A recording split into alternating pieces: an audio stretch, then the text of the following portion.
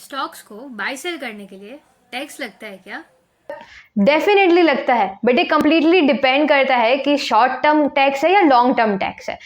अगर आप स्टॉक को 1 ईयर के अंदर सेल कर देते हो बाय करने के बाद, देन लगता है short term capital gain tax. लेकिन कैपिटल गेन क्या होता है?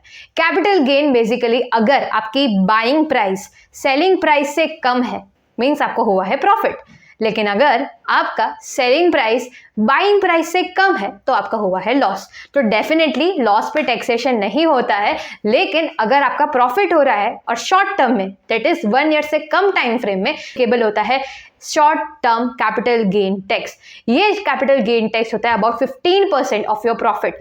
मीन्स अगर आपका profit on the base scale of 100 है तो उसमें से टैक्सेबल इनकम होगी 15।